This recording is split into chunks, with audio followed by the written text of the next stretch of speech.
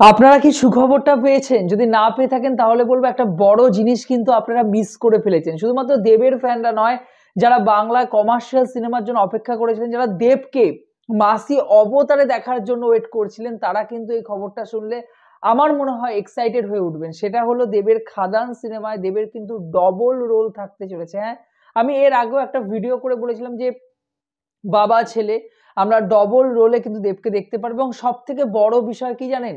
আমরা এই সিনেমা জানতাম যে ইধিকা পালকে নেয়া হচ্ছে একটি ক্যারেক্টারে তিনি থাকবেন, ইধিকা থাকবেন। এর আগে আপনারা জানেন যে বাংলাদেশের সাকিব খানের আ মেগাস্টার সাকিব খানের সাথে তিনি 'প্রিয়তমা' সিনেমাটায় অভিনয় করেছিলেন এবং সেখানে কিন্তু তার প্রচন্ড পরিমাণে মানে সাকিব খান এত বড় মাপের একজন অভিনেতা, তার সাথে তিনি কাজ করছেন পাশে।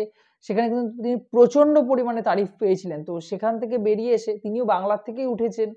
তার সিরিয়াল থেকেই উঠে আসা ছোট পর্দা থেকে। তারপর বাংলায় কাজ পাচ্ছেন পশ্চিমবঙ্গে কার সাথে? না দেবের সাথে। এটা কিন্তু একটা বড় পাওয়া। এবং দেবের সাথে আমরা তাকে একটা রোলে দেখতে পারবো। তাহলে আরেকটা রোলে মানে একটা ছেলের রোল এবং আরেকটা বাবার রোল থাকবে। তাহলে যদি ছেলের রোলে আমরা দেখতে পারি ইদিকাকে, তাহলে বাবার রোলে আমরা কাকে দেখতে পারবো? সেটাও কিন্তু এক্সক্লুসিভ আপডেটস আমাদের কাছে চলে এসেছে। হ্যাঁ, আমরা জানি যে এর আগে প্যারে লাল বলে 'দুই পৃথিবী' গানে যে মেয়েটাকে দেখতে পেয়েছিলাম অর্থাৎ বারখা বিষাদ সেনগুপ্ত, সেই বারখাকে কিন্তু এবার আমরা দেবের উল্টো দিকে খাদান সিনেমায় দেখতে চলেছি। আপনারা জানেন যে ইন্দ্রনীল সেনগুপ্ত অভিনেতা ইন্দ্রনীলের এক্স ওয়াইফ হলেন বারখা। তো বারখাকে আমরা এই সিনেমায় দেখতে চলেছি এবং বয়স্ক চরিত্রটি অর্থাৎ বাবার চরিত্রে যে থাকবেন দেবের, দেব নিজেও ডবল রোল প্লে করতে পারেন। এখনো পর্যন্ত কিছু ফাইনাল হয়নি। তো সেখানে কিন্তু আমরা দেবের উল্টো দিকে বারখাকে দেখতে পাচ্ছি। তো এটা কিন্তু একটা সত্যি বড় আপডেটস এবং আমার মনে হয় যে 'দুই পৃথিবীতে' তাদের মধ্যে ছোট ভূমিকা, ছোট একটা কেমিস্ট্রি ছিল কিন্তু সেটা কিন্তু খুব সুন্দরভাবে ফুটে উঠেছিল।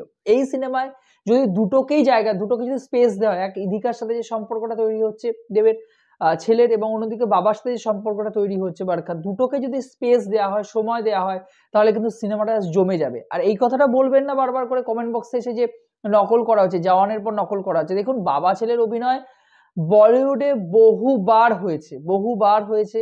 তো পুরোনো সময় আমরা 90s এর ক্ষেত্রে দেখতে পেয়েছিলাম, তার আগেও আমরা দেখেছি এবং রিসেন্টলি তো বেশ কয়েকটা সিনেমার ক্ষেত্রে আমরা দেখতে পেয়েছি। তো ডবল রোল থাকে, সেই নিয়ে আলাদা করে আ কপি করছে বলিউডের, বলিউড থেকে নেওয়া হচ্ছে, স্ক্রিপ্ট সেখান থেকে চুরি করা হচ্ছে। এইগুলো কিন্তু বলে কোনোভাবেই কিন্তু ছোট করবেন না।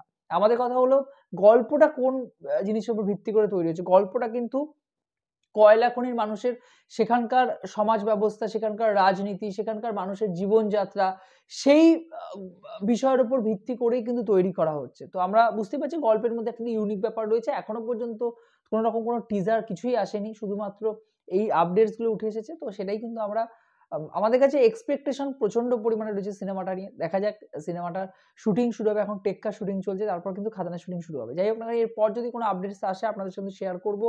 আপনারা জানাবেন খাদান নিয়ে আপনারা কতটা এক্সাইটেড হয়ে রয়েছেন। ভিডিওটি ভালো লেগে থাকলে চ্যানেলটি যোগ দিয়ে থাকলে চ্যানেলটাকে অবশ্যই সাবস্ক্রাইব করে দিয়ে যাবেন বন্ধুরা। জয় হিন্দ।